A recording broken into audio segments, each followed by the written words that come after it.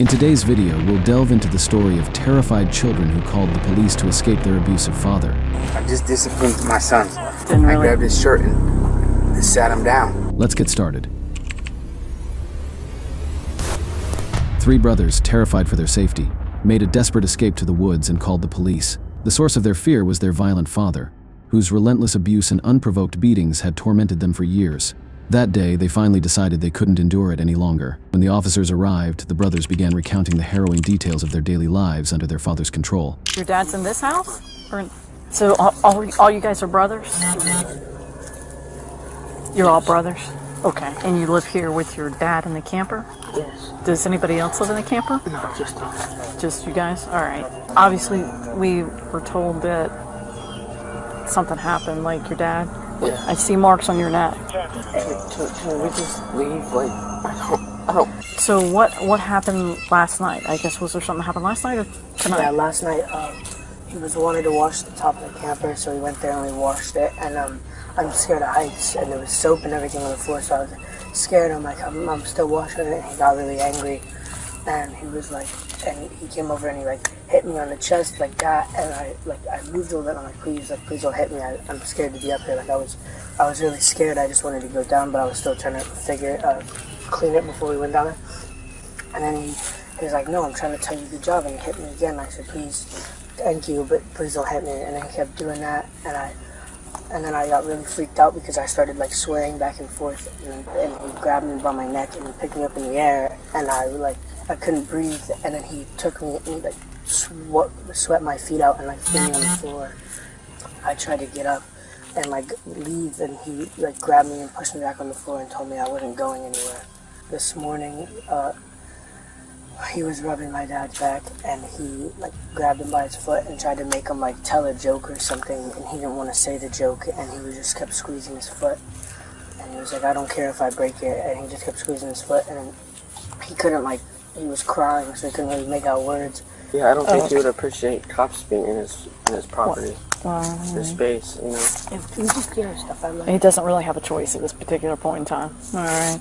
So that came from your shirt got ripped? Yeah, he picked me up on my shirt and threw me. I mean, we'll just tell him we got a call about, supposedly a concern for the kids here.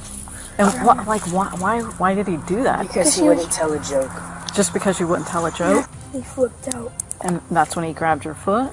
He started squeezing it. And then he threw our laundry out the door, and then he started punching the walls and the doors, and he like slammed the door shut, and then he started throwing stuff in his room. He like broke a stool against the door. Okay. Did you see what happened last night? I think we all witnessed everything. Does he have any firearms Yes. in the camper? Yes. What kind? Shotguns, ARs, Okay. He's not small, he's big. Okay. I didn't call anybody because my dad doesn't really like technology and stuff, so he doesn't let us use our phones. So when he grabbed you, was it with his Grabbed me hands? like that. Okay. Grabbed you like that. He's like really big. Did you lose consciousness, or you No, I just... didn't lose consciousness. I was awake, but I couldn't breathe like that at all. All right, guys, I just got to get some pictures. I got to get pictures of your neck now. Can you just put your arms out like that? He grabbed my toe and like twisted it out. Which toe? But the shirt was definitely not ripped, right? The suspect is a man who seems to take pleasure in unleashing his frustrations on those unable to defend themselves. He subjected his children to senseless beatings, destroyed their belongings, forced them into dangerous situations like climbing onto the roof of a camper, and wreaked havoc around the house. Now, the police are preparing to confront him. Armed and aggressive, he refuses to leave the camper, prompting officers to approach with their weapons drawn. Them try to make phone contact with him and have him come to us. She's probably going to text him or do something now that she knows we're here. So be ready for him to pop out. The door, front door. Hands! He's right there. Out to us! Keep your hands up! Place them on top of your head! Do it now! No! You cannot go back inside the camper! Come to us now! What's happening? Oh my God! Oh my boy! Yeah, but we're safe. I have seizures from anxiety. I'm gonna pass out. Alright, everything's okay? Yeah. He's okay? So as soon as we figure out what's going on and what we're gonna be doing, then we can deal with all that. Okay. And I work every day, man. I live in this little camper with my boys, man. I'm just trying. Work every freaking day. It's 7 days a week, man. I'm overtired. I'm overworking. It's a lot of things. I just had like 10 people around me the last 3 months die. You know? Work is hard, man. We're short 5 people at work. Working 7 days a week, it's just stress. This is embarrassing. This stress right here makes me nervous. Like they're gonna kick me out. I have nowhere to go. The door on my house is broke. You're supposed to have them on your day, and she refused to give them. Start a log, okay? Take her back to family court. Say, Judge, I'm supposed to have her Wednesday, Thursday, Friday. All your phone conversations with her, text messages. It doesn't work. I did that. I kept the logbook. I can only tell you what I know. I don't know your situation. Unfortunately, most of the times, you're going to need an attorney because they can usually... My attorney just died. James Evans off of Daytona Beach, lobster fishing. All right, I know they already had spoken to you a little bit, but the reason we got here is there was a call about, you know, concern for the children's safety, that there was like a physical altercation that occurred between you and them. No, I just disciplined my sons. Okay.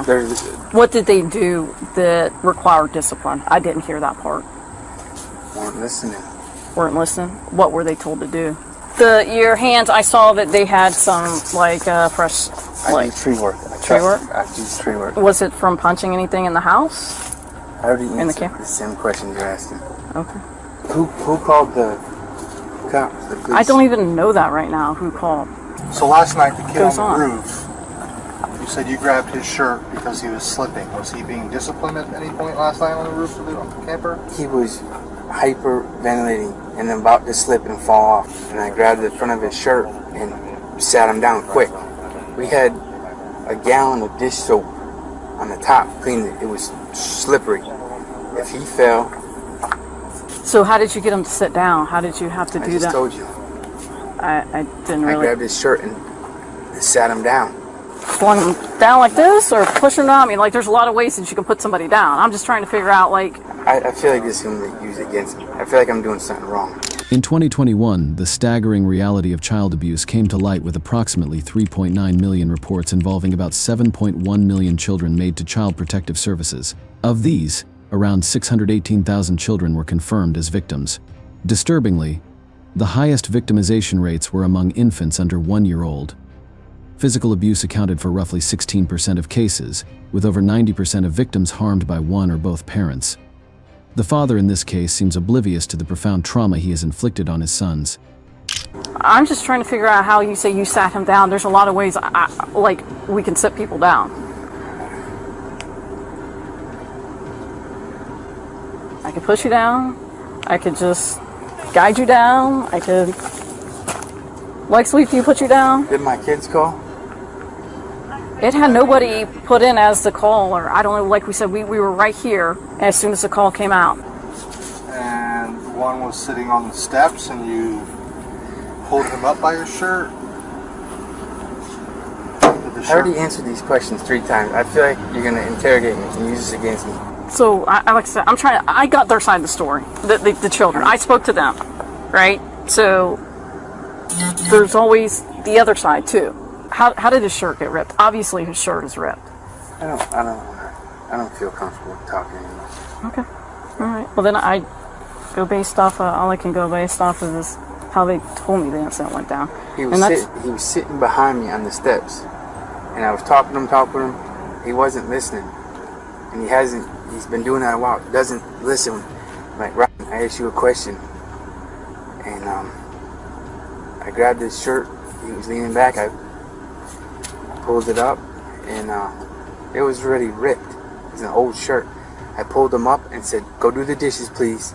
We're not listening. Make your bed and let's wash up and go do something." I'm sorry. That's this stress and anxiety making me throw up and poop my pants. Or maybe it's the fear of getting arrested. What happened to the wooden stool in there?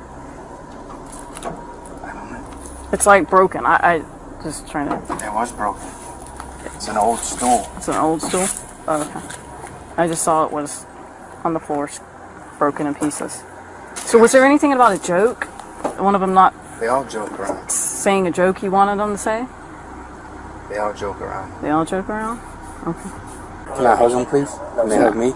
No, not right now. Can I hug my kids? No, I mean, not today, right this second. It's not that you'll never be able to, it's just right now, no. They can't see you. I don't want them to see you. Right now, they're upset. They're scared. They call the cops on their dad?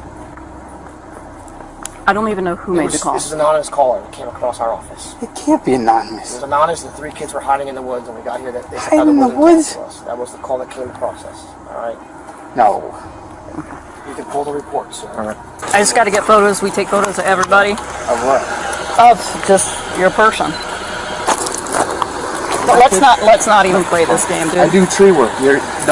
We already know that you punched the wall. You punched the wall. Is that a crime? I punched my own door. Okay, you punched your own door. It's I not a crime. punched my own door. So why are you taking pictures?